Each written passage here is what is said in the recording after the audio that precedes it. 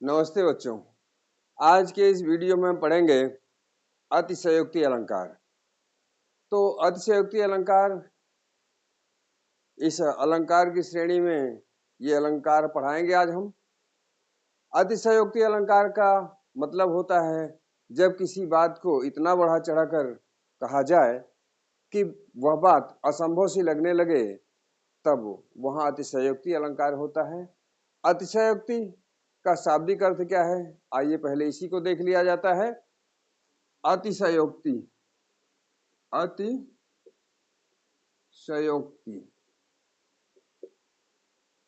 इसका शाब्दिक अर्थ हम इस प्रकार से देख सकते हैं। अतिशय धन उक्ति। अतिशय मतलब इसका अर्थ हो जाएगा अधिक, और इसका हो जाएगा कहना। कहना तो अधिक कहना। भाव यह है कि किसी चीज के बारे में इतना अधिक कह दिया जाए कि वह बात असंभव सी लगने लगे, तो वहां अतिशयोक्ति अलंकार हो जाएगा। तो आइए देखते हैं परिभाषा इसकी।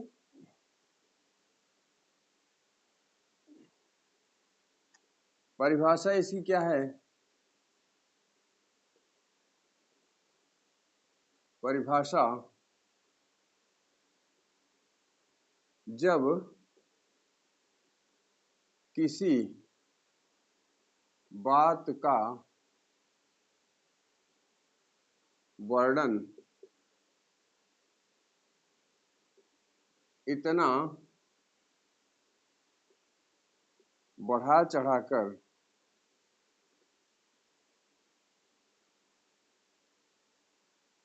किया जाए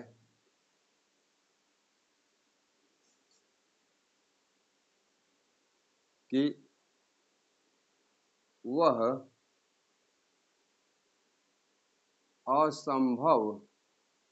असंभव सा प्रतीत होने लगे,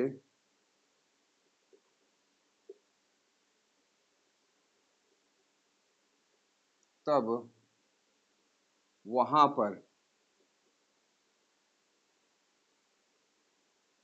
अतिशयोक्ति,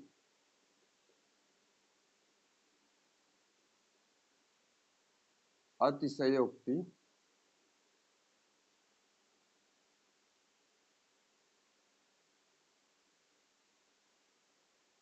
अलंकार होता है। अलंकार होता है।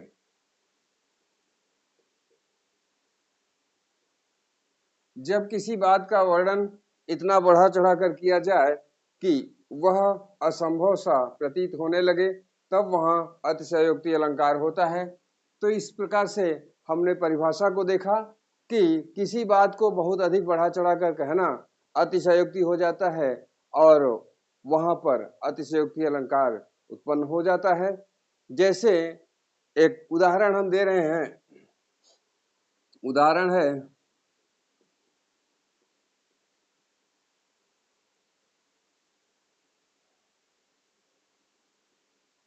पानी परात को हाथ छुयो नहीं,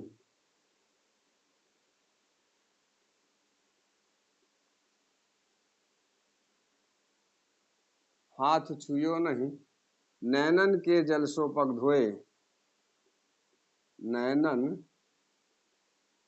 के जल सो पग धोए। पानी परात को हाथ छुयो नहीं, नैनन के जल सो पग धोए। यहाँ पर उस समय का वर्णन है जब सुदामा भगवान श्री कृष्ण से मिलने के लिए क्षीर सागर जाते हैं, और वहां जब भगवान श्री कृष्ण उनको ले जाकर के अपने आसन पर बैठाते हैं और सुदामा जी का पैर धोने के लिए परात में पानी मंगाते हैं, किंतु उनके दयनीय स्थिति को देखकर श्री कृष्ण भगवान को बहुत करुणा आती है, बहुत दया उत्पन्न होती है, और उस दया में इतने अधिक आंसू गिर जाते हैं उनके नेत्रों से कि परात में आए हुए पानी से पैरों को धोने की जरूरत नहीं पड़ती, वो अपने आंखों से ही, अपने आंखों के जल से ही पैरों को धो देते हैं। तो यहाँ पर कवि ने इस बात को दिखाने का प्रयास किया है कि आंखों के जल से अर्थात आंसुओं से पैर को नहीं धोया जा सकता, क्योंकि किसी भी व्यक्ति के आंसू से किसी भी व्यक्ति के आंखों से इतने आंसू नहीं गिर सकते कि किसी का पैर धोया जा सके। तो यहाँ पर पैरों को धो दिया गया है, जबकि ऐसा होना असंभव है। तो इसलिए यहाँ पर अतिशयोक्ति अलंकार है। तो इसका स्पष्टीकरण हम देखते हैं। स्पष्टीकरण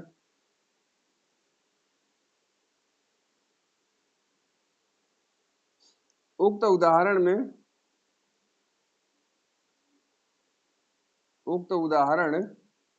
में आंसुओं द्वारा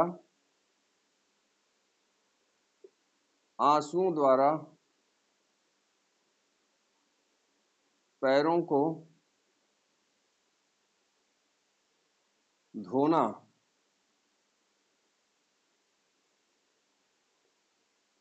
दिखाया गया है,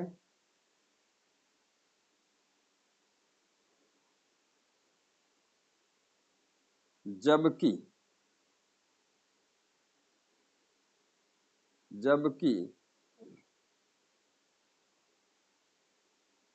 आंखों से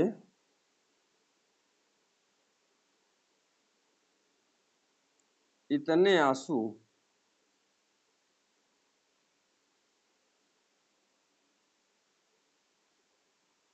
नहीं गिर सकते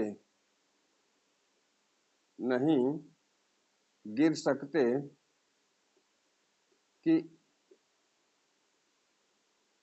किसी के पैर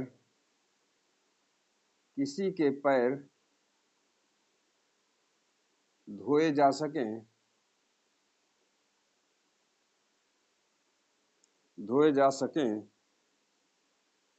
अतः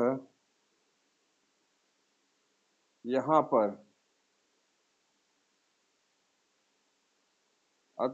पर अतिशयोक्ति अलंकार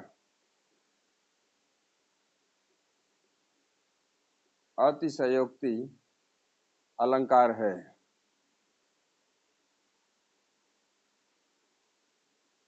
अतिशयोक्ति अलंकार है। यहाँ पर कवि ने जो दिखाने का प्रयास किया वह संभव साकार है, क्योंकि पैरों को धोने के लिए जितने जल की आवश्यकता होती है उतने आंसू नहीं गिराए जा सकते, और जब यहाँ संभव कर दिखाया गया है तो इसीलिए यहाँ पर अतिशयोक्ति अलंकार है। आइए देखते हैं एक और दोहा, एक और उदाहरण।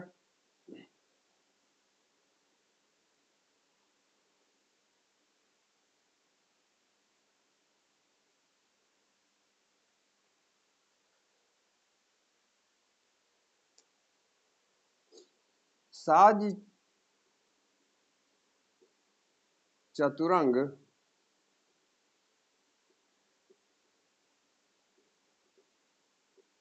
सैन अंग में उमंगधारी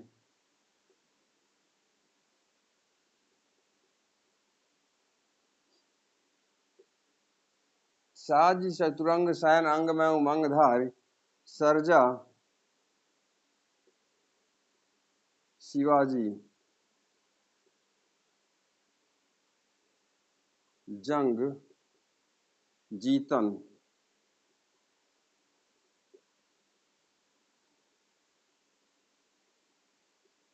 चलत हैं साज चतुरंग सैन अंग में उमंगधारी सर्जा शिवाजी जंग जीतन चलत हैं।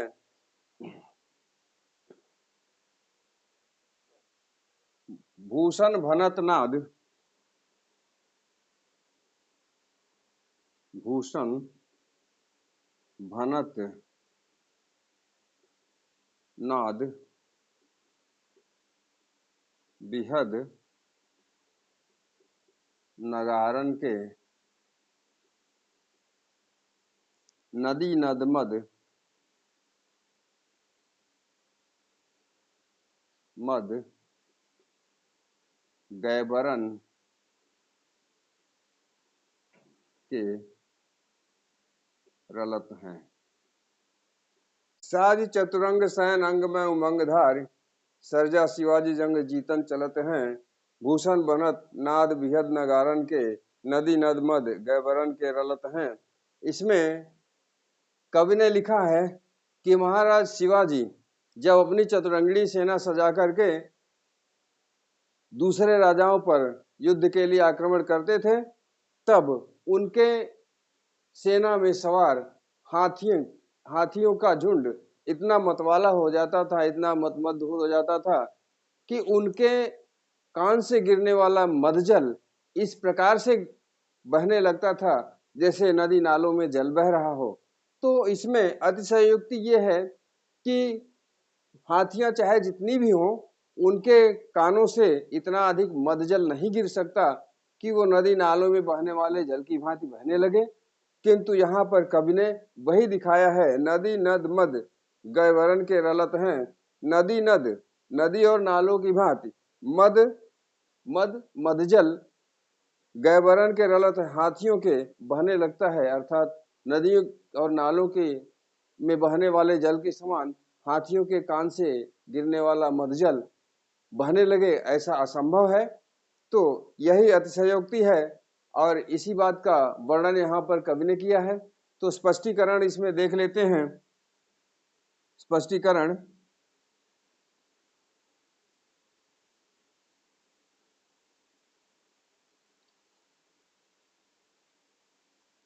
हाथियों के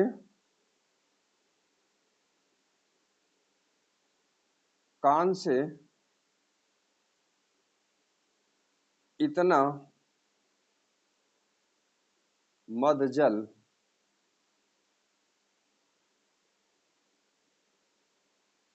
नहीं गिर सकता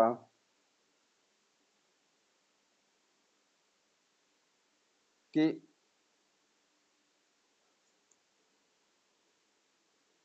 नदी और नालों में बहने लगे।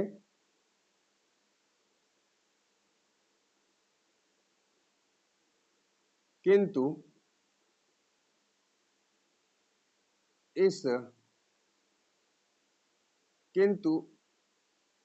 इन पंक्तियों में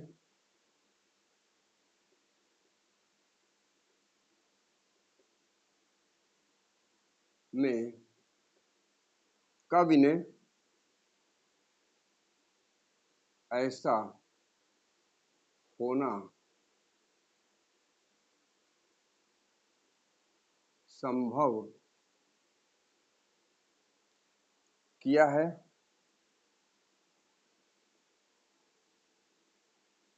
अतः यहाँ पर अतिशयोक्ति अलंकार है। अतिशयोक्ति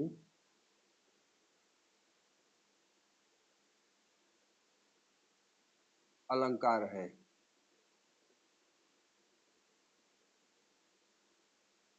तो ये रहा स्पष्टीकरण। इसमें हमने बताया कि हाथियों के कान से इतना मदजल नहीं गिर सकता कि नदी और नालों में बहने लगे, नदी और नालों में बहने लगे। इन पंक्तियों में, किंतु इन पंक्तियों में, किंतु इन पंक्तियों में कवि ने ऐसा होना संभव किया है। अतः यहाँ पर अतिशयोक्ति अलंकार है। तो इस प्रकार से ये अतिशयोक्ति अलंकार का के इस उदाहरण का स्पष्टीकरण रहा। तो हम आज अतिशयोक्ति अलंकार देखें कि उसकी परिभाषा क्या है।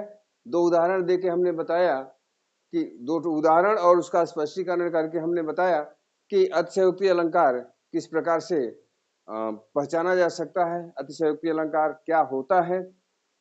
हमारा यह वीडियो आपको अच्छा लगे तो हमारे वीडियो को लाइक कीजिए, शेयर कीजिए और हमारे चैनल को सब्सक्राइब कीजिए। किंतु हमारा फिर यही अनुरोध है कि हमारे वीडियो को जब भी देखें पूरे समय तक देखें, आधा अधूरा वीडियो देखने से कोई लाभ नहीं होगा। मिलते हैं जल्द ही किसी दूसरे वीडियो में, तब तक के लिए जय हिंद।